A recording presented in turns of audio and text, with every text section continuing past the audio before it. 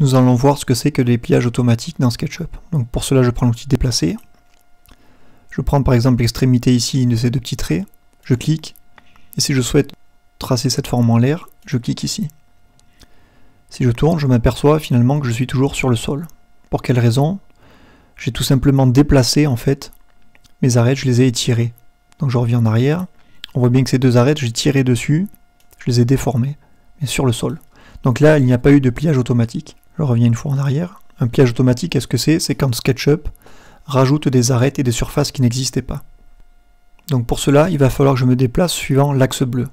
Si je reprends la même extrémité, pour me déplacer le long de l'axe bleu, j'appuie sur la flèche de direction haut du clavier.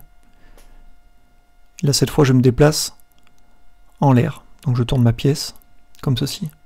Et on voit bien qu'il m'a rajouté des arêtes qui n'existaient pas du tout auparavant. Donc cette arête-là, cette arête, ainsi que ces deux surfaces. Là, nous avons réalisé donc un pliage automatique. Les pliages automatiques peuvent nous permettre d'obtenir des formes intéressantes. Donc j'annule ici.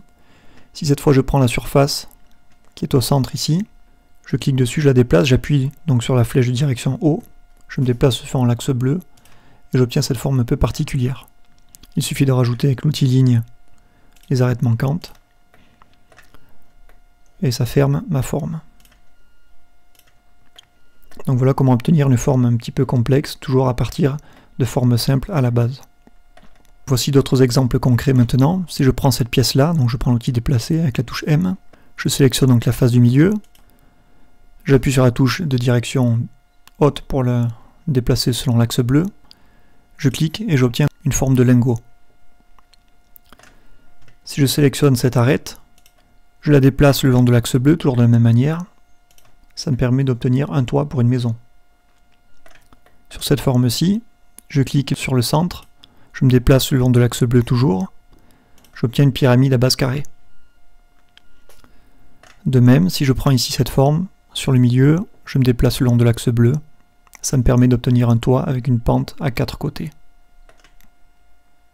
Les pliages automatiques donc peuvent être utiles par moment pour obtenir des formes assez complexes, toujours à partir de formes simples. Vous avez possibilité de désactiver le pliage automatique en appuyant sur la touche Alt.